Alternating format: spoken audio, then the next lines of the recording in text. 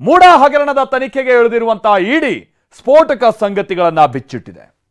ಖುದ್ದು ಇಡಿ ಅಧಿಕಾರಿಗಳೇ ಲೋಕಾಯುಕ್ತ ಅಧಿಕಾರಿಗಳಿಗೆ ಒಂದು ಪತ್ರ ಬರೆದಿದ್ದಾರೆ. ಆ ಪತ್ರದಲ್ಲಿ ಮೂಡಾದಲ್ಲಿ ಬರೋಬ್ಬರಿ 700 ಕೋಟಿಗೂ ಅಧಿಕ ಹಗರಣ ನಡೆದಿದೆ ಅಂತ ಉಲ್ಲೇಖಿಸಲಾಗಿದೆ. ಇದು ಬಹಳ ಸಂಚಲನ ಎಬ್ಬಿಸಿದೆ. ಅಷ್ಟೇ ಅಲ್ಲ, ಮುಖ್ಯಮಂತ್ರಿಗಳ ಪತ್ನಿ ಪಡೆದಿರುವಂತಹ ಸೈಟ್ ವಿಚಾರವೂ ಕೂಡ ಅಲ್ಲಿ ಪ್ರಸ್ತಾಪ ಆಗಿತ್ತು. ಹಾಗಿದ್ರೆ ಇಡಿ ಬಿಚ್ಚಿಟ್ಟಿರುವಂತಹ ಸಂಗತಿಗಳು ಏನೇನು, ಬನ್ನಿ ರಿಪೋರ್ಟ್ ಅಲ್ಲಿ ನೋಡ್ಕೊಂಬೋಣ.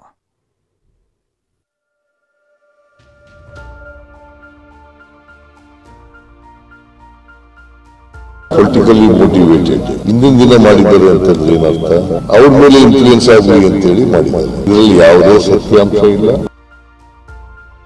ಮತ್ತೆ 14 ನಿವೇಶನಗಳಲ್ಲೂ ಕೂಡ ಫೋರ್ಜರಿ ಆಗಿದೆ. ಯಾಕೆ ಬರೆದ್ರು ಇನ್ನು ತನಿಖೆ ಹಂತದಲ್ಲಿ ಗೊತ್ತಾಗಲ್ಲ. ಲೀಕ್ ಮಾಡಿ ನೀವೇ ಬರೆದ್ಬಿಟ್ಟು ನಾನು ಹೊಸದಾಗಿದ್ದನ್ನು ನಾನು ನೋಡ್ತಾ ಇದ್ದೀನಿ. ಇಡಿ ಅನ್ನುವಂತಹ ಸೀಳು ನಾಯಿಯನ್ನ ನಮ್ಮ ಮೇಲೆ ಬಿಟ್ಟಿದ್ದಾರೆ. ಮುಡಾದಲ್ಲಿ ಬರೋಬ್ಬರಿ 700 ಕೋಟಿಗೂ ಅಧಿಕ ಹಗರಣ. ಇಡಿ ತನಿಖೆಯಲ್ಲಿ ಹಗರಣದ ಸ್ಫೋಟಕ ಸಂಗತಿಗಳು ಬಯಲು. ತನಿಖೆ ಮಾಡುವಂತೆ ಇಡಿ ಅಧಿಕಾರಿಗಳಿಂದ ಲೋಕಾಯುಕ್ತಗೆ ಪತ್ರ.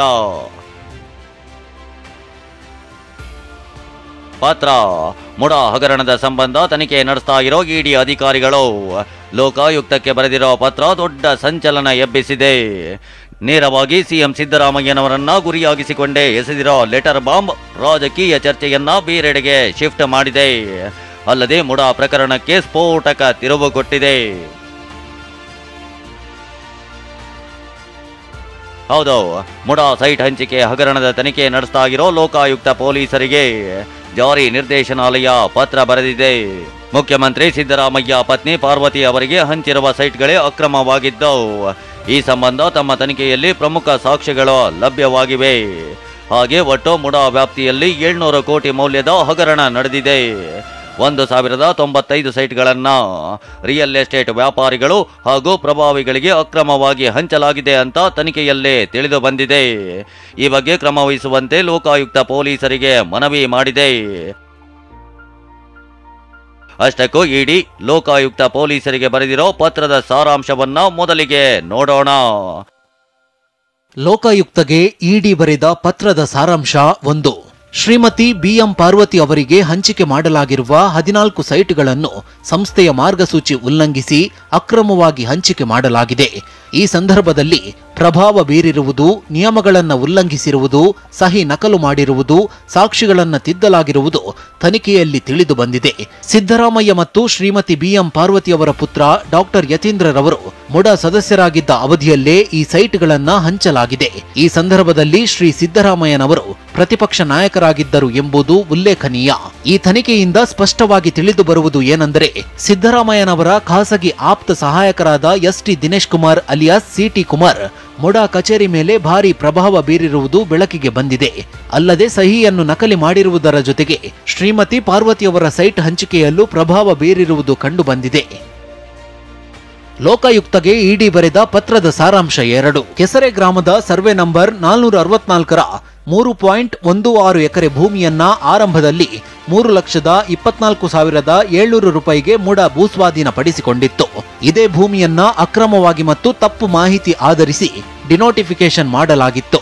ಬಳಿಕ ಮುಡಾ ಸಂಸ್ಥೆ ಇದೇ ಭೂಮಿಯಲ್ಲಿ ನಿವೇಶನ ಅಭಿವೃದ್ಧಿ ಪಡಿಸಿದ್ರೂ ಇದೇ ಭೂಮಿಯನ್ನ ಕೃಷಿ ಭೂಮಿ ಹೆಸರಲ್ಲಿ ಮಲ್ಲಿಕಾರ್ಜುನ ಸ್ವಾಮಿ ಖರೀದಿ ಮಾಡಿದ್ದಾರೆ. ಈ ಸಂದರ್ಭದಲ್ಲಿ ಮುಡಾ ಯಾವುದೇ ಆಕ್ಷೇಪಣೆ ಸಲ್ಲಿಸಿಲ್ಲ ಅಥವಾ ಪರಿಹಾರಕ್ಕೆ ಬೇಡಿಕೆ ಇಟ್ಟಿಲ್ಲ. ಬಳಿಕ ತಪ್ಪು ಸ್ಥಳ ಪರಿಶೀಲನಾ ವರದಿ ಮತ್ತು ಮುಡಾ ಎನ್ಒಸಿ ಆಧರಿಸಿ ಜಮೀನನ್ನ ಕೃಷಿ ಭೂಮಿಯಿಂದ ವಸತಿಯೋಗ್ಯ ಭೂಮಿಯಾಗಿ ಪರಿವರ್ತಿಸಲಾಗಿದೆ. ಪ್ರತಿಷ್ಠಿತ ಬಡಾವಣೆಯಲ್ಲಿ ಈ ಭೂಮಿಗೆ ಅಂದಾಜು 56 ಕೋಟಿ ರೂಪಾಯಿ ಮೌಲ್ಯದ ಪರಿಹಾರವನ್ನು ಪ್ರಭಾವ ಬಳಸಿ ನೀಡಲಾಗಿದೆ. ಈ ಅಕ್ರಮವಾಗಿ ಪಡೆದ ಸೈಟ್ಗಳನ್ನ ಪರಿಹಾರವೆಂದು ಬಿಂಬಿಸಲಾಗಿದೆ. ಸಂಪೂರ್ಣ ಸೈಟ್ ಹಂಚಿಕೆ ಪ್ರಕ್ರಿಯೆ ಪ್ರಭಾವಕ್ಕೆ ಒಳಗಾಗಿದೆ. ಲೋಕಾಯುಕ್ತಗೆ ಇಡಿ ಬರೆದ ಪತ್ರದ ಸಾರಾಂಶ 3.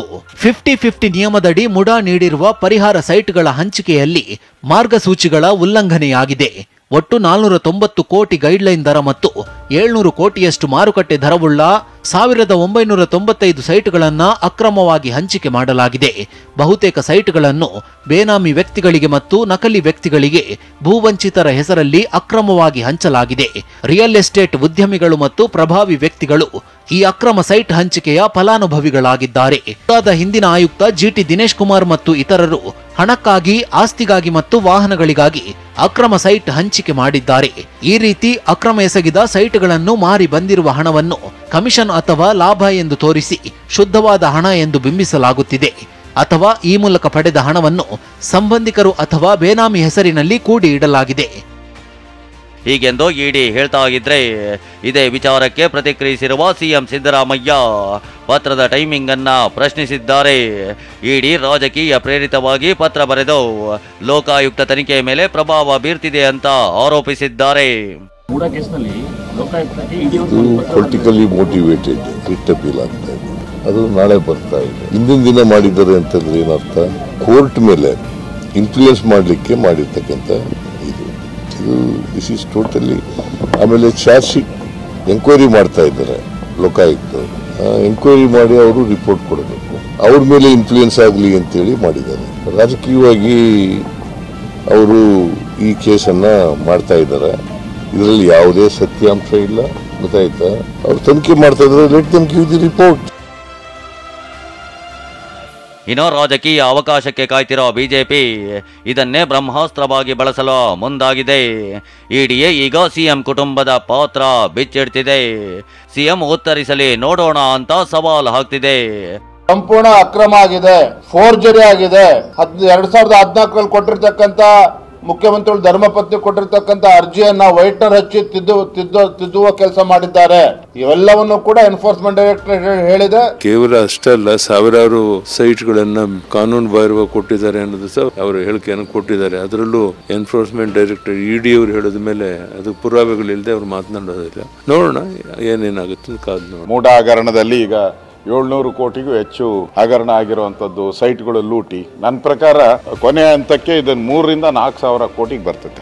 100% ಇದರಲ್ಲಿ ಸಿದ್ದರಾಮಯ್ಯನವರ ಪಾತ್ರ ಸ್ಪಷ್ಟವಾಗಿ ಇರುವಂಥದ್ದು ಕಾಣ್ತಾ ಇದೆ. ಇವತ್ತು ಅಧಿಕೃತವಾಗಿ ಅವರು ಮಾಡಿರತಕ್ಕಂತಹ ಭ್ರಷ್ಟಾಚಾರ ಹಗರಣ ಹೊರ ಬಂದಿದೆ. ಹಗರಣಗಳು ಸಿದ್ದರಾಮಯ್ಯರ ಮೇಲೆ ಇದು ಒಂದೇ ಅಲ್ಲ, ಇದು ಒಂದು ಹೊರಗೆ ಬಂದಿದೆ.